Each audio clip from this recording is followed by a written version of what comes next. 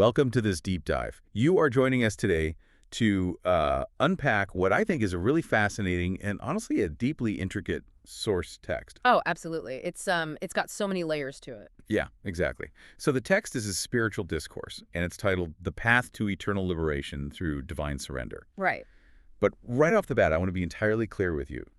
Our goal here today is not to, endorse any specific theological viewpoints or try to persuade you to follow this particular religious path. Yeah, that's not what we do here. Right, exactly. Our mission is just to impartially explore the ideas, the mechanics, and the underlying philosophy that's presented in this material. Because, I mean, even if you hold completely different beliefs, the psychological insights this text offers into human behavior are they're profoundly sharp. They really are. Okay, let's unpack this. The text presents the central problem of human existence not as some, mystical curse, but as an overwhelming financial crisis. Which is such a wild way to frame it. It is.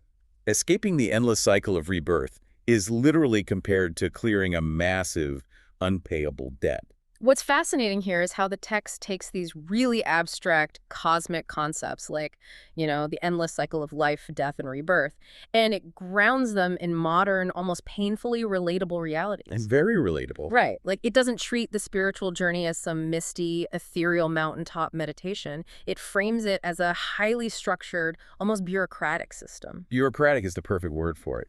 So the author divides this cosmic debt into two specific ledgers. Yes, the first one being Sanchita Karma. Right, and you can conceptualize this as your accumulated past debt across, thousands of previous lifetimes. Yeah, and the text uses an analogy that really hits close to home. So imagine borrowing 1.5 million rupees to start a venture. Okay, a decent chunk of money. Right, but the venture fails, and you just sort of ignore the letters from the bank, and decades pass. As you do. Right, exactly. And with compounding interest, interest accumulating on top of interest, that original 1.5 million balloons to 15 million. Oh, wow. Yeah, so it crosses the threshold from a difficult burden into just an insurmountable, life-crushing sum.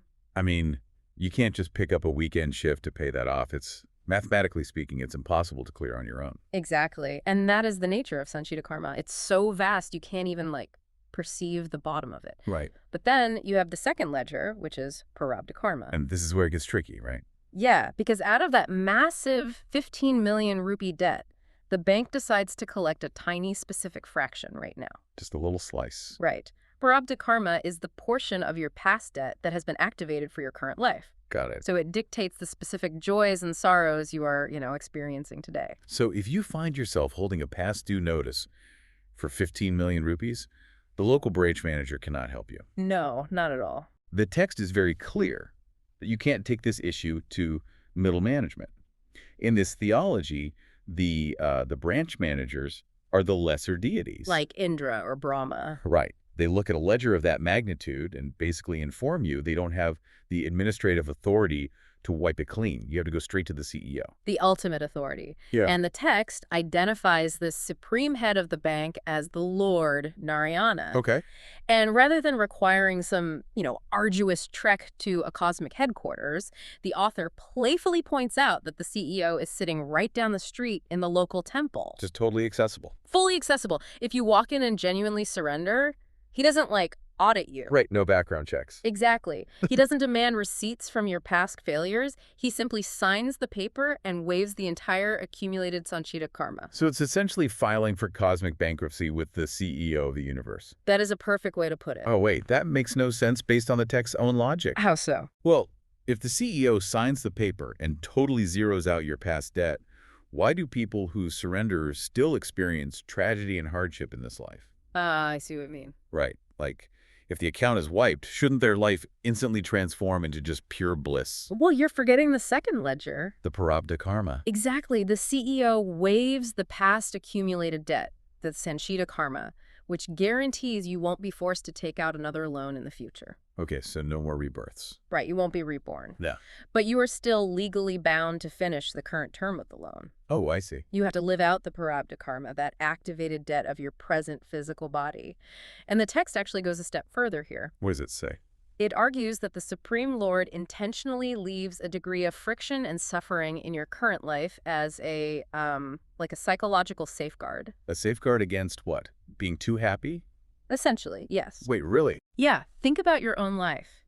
If every single obstacle vanished the exact moment you surrendered, if your health was suddenly flawless, your bank account was full, relationships were perfect. I mean, that sounds pretty nice, honestly. It does. But you would forget the concept of ultimate liberation entirely. You'd look around and decide the physical world is actually a fantastic place to stay. Oh, right. You'd get too comfortable. Exactly. The lingering suffering acts as an alarm clock. It's a purposeful mechanism to remind you that the physical world is fundamentally flawed, and it's not your permanent home. That makes a lot of sense, actually. So that sets up the architecture of the debt. But the text doesn't just stop at the macro level of these big bank loans. No, it goes much deeper. Right. It drills down into the daily currency of karma. And this is where it flips conventional morality completely upside down. It really does. It presents this radical perspective on what constitutes a good deed versus a bad deed. Yeah, to illustrate this mechanism, the text recounts this story about a young woman in Gokulam. The gopi, right. Sinhayanti. Yes.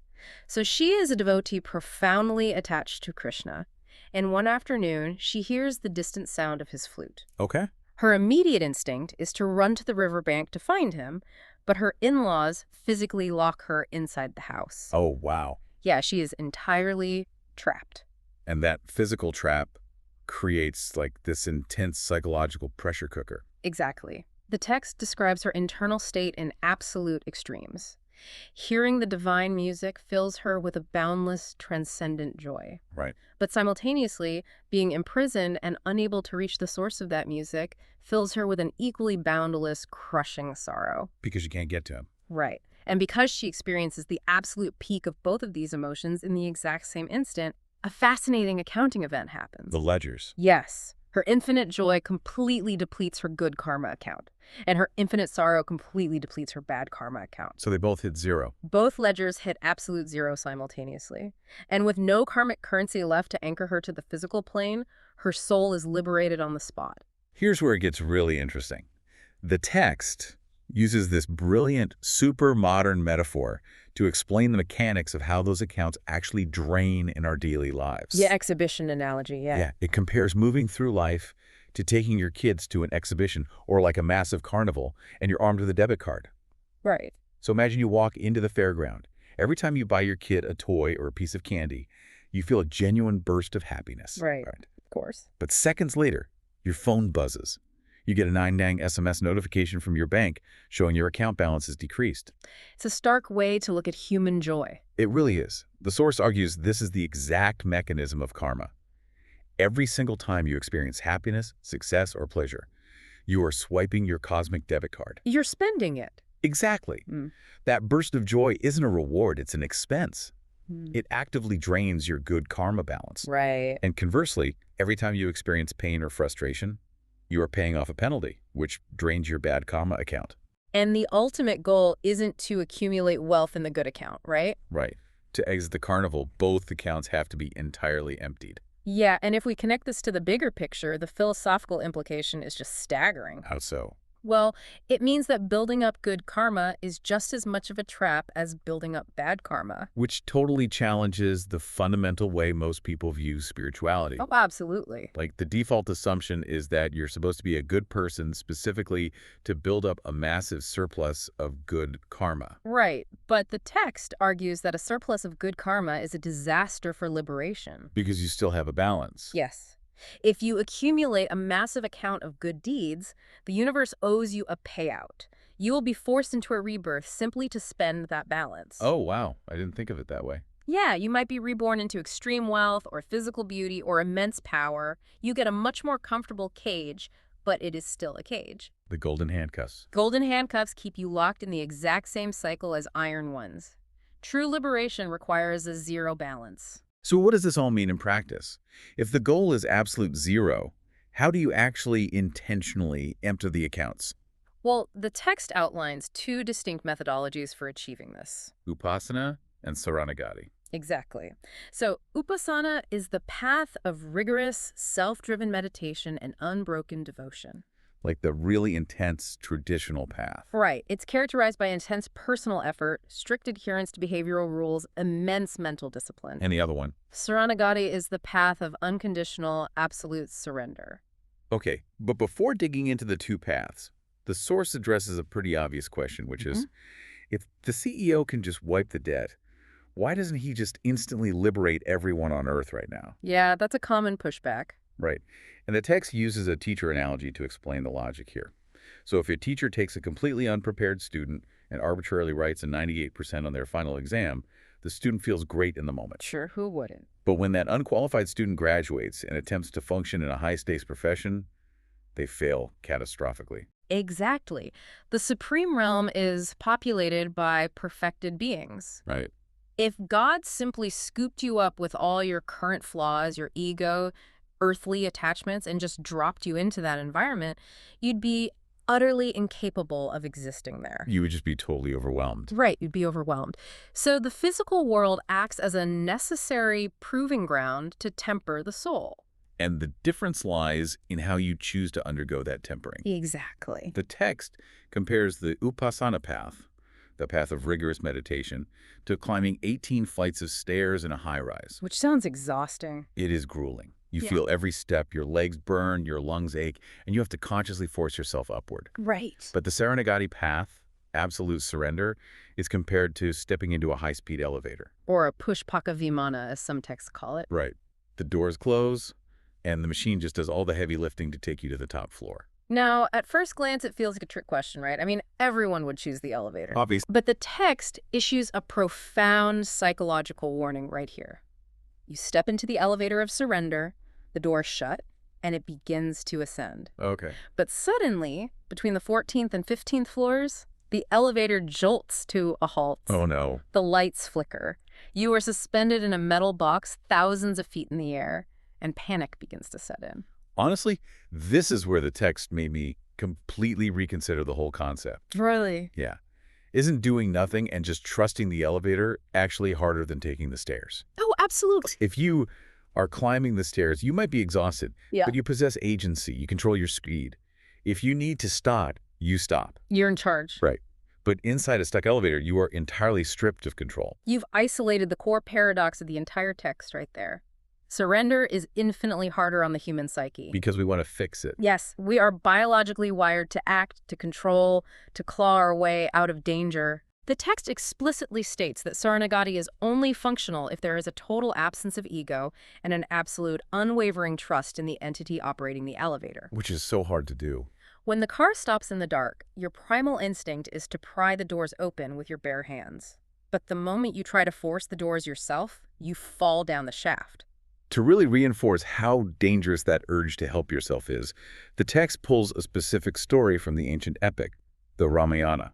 The Hanuman story. Yes, I love this part. So Hanuman, who is this vastly powerful figure, infiltrates enemy territory. Right. And he's eventually confronted by an enemy commander who fires the ultimate divine weapon at him, the Brahmastra. The supreme weapon. Right.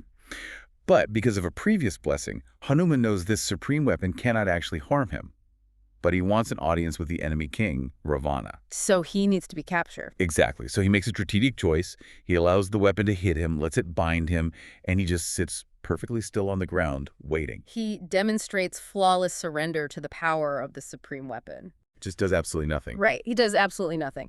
But the enemy soldiers surrounding him, they make a catastrophic miscalculation. This is the best part. They look at Hanuman, who is securely bound by the glowing divine energy of the Brahmastra, and they become anxious. They don't trust it. Exactly. Mhm. They decide the magical weapon isn't quite secure enough, so to be safe, they grab lengths of ordinary physical jute rope and they wrap them around him. And the text points out a fascinating mechanism regarding divine power here. The Brahmastra is absolute. It refuses to share jurisdiction with anything lesser. It's all or nothing? Yes. The millisecond those soldiers tie a piece of coarse jute rope over the divine bindings, the Brahmastra considers itself insulted. Oh, wow. Its power instantly evaporates, leaving Hanuman tied only by easily breakable ordinary rope.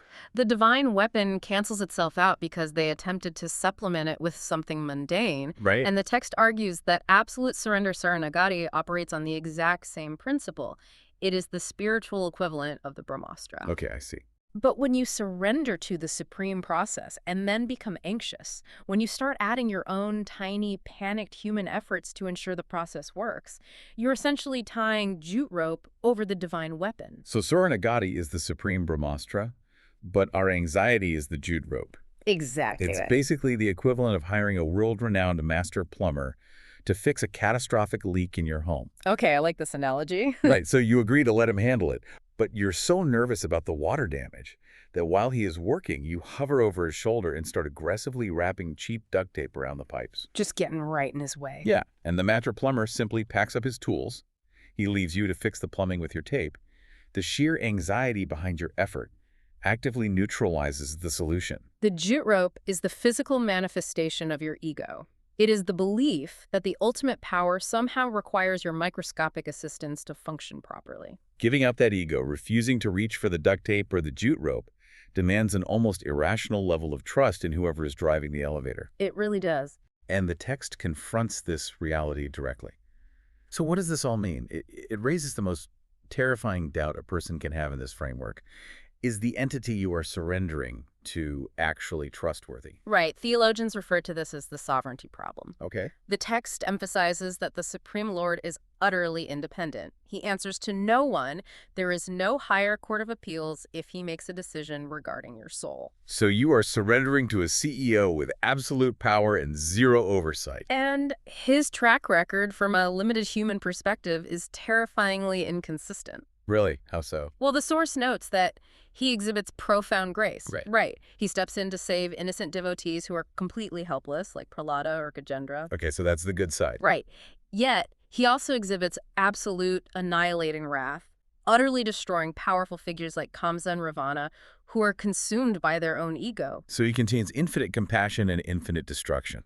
Exactly. And if you relinquish all your agency and surrender your entire existence to a being with that dual nature, the anxiety of not knowing which aspect you will encounter is paralyzing. Yeah, if you're sitting in the dark elevator, you have no way of knowing if the CEO is going to gently open the doors or just cut the cables. Exactly.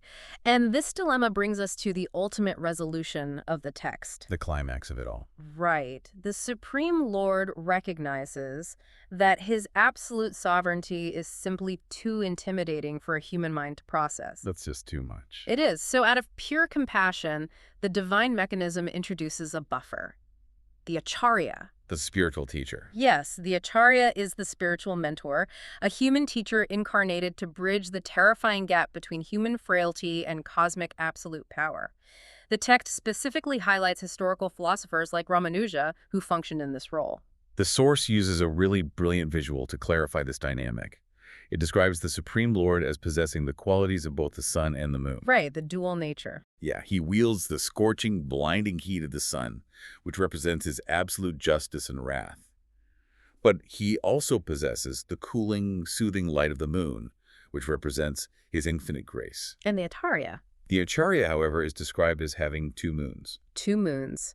The mentor possesses no scorching heat, there is no wrath, no terrifying absolute justice. Just pure grace. Pure cooling grace. Yeah. Because the mentor is fundamentally human, a fellow student who also sits at the feet of a teacher, they are inherently approachable. You don't have to tremble in fear of being annihilated by a mentor. Exactly. You can sit with them, speak with them, hand them a piece of fruit. The text promises that by surrendering your ego to the approachable Acharya, the mentor acts as the ultimate guarantor for your soul. They shield you. Right, they shield you from the terrifying unpredictability of the supreme boss while guaranteeing your liberation. It's like instead of walking into the intimidating CEO's office alone to file for cosmic bankruptcy, you walk in alongside the CEO's most trusted, deeply compassionate senior vice president. Oh, that's a great way to look at it. And the VP looks at the CEO and says, I personally vouch for this one. And the CDO signs the waiver every single time. The Acharya absorbs the fear of surrender. It is a profoundly elegant psychological solution to the terror of relinquishing control. It really is. Well, we have covered immense ground today. We really have. We explored the architecture of our spiritual baggage, viewing it as this compounding, unpayable bank loan split between past accumulation and present reality. Yep, the Sanchita and Prarabdha Karma. Exactly. And we examined the unsettling debit card of daily life, where our emotional highs and lows actively drain our karmic accounts toward a necessary zero balance. Swiped in the card at the carnival. Right. And then we dissected the sheer terror of sitting paralyzed in a stuck cosmic elevator, resisting that deeply human urge to tie jute ropes of our own anxious efforts around the ultimate weapon of surrender. For Brahmastra. And finally, we uncovered the text's ultimate comfort, finding pure, unadulterated grace in the relatable form of a spiritual mentor. You know, even if you are listening to this and you completely reject the theology. Well, like if you don't believe in any of it. Yeah, if you don't believe in karma or past lives or cosmic bank managers, the psychological mirror this text holds up to modern life is incredibly sharp. How do you mean?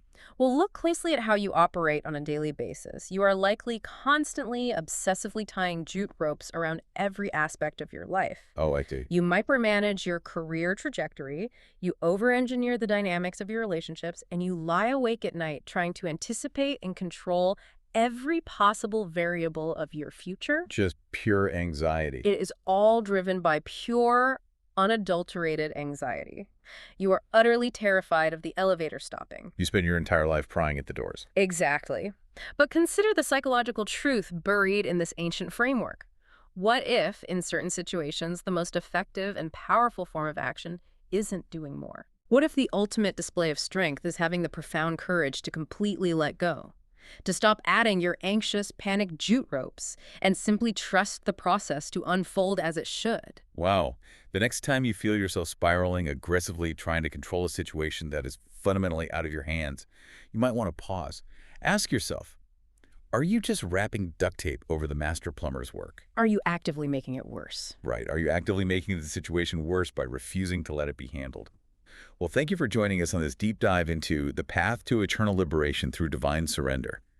Keep questioning the frameworks around you, keep exploring the brilliant ideas hidden in these texts, and maybe, just for today, try to stop prying the elevator doors open.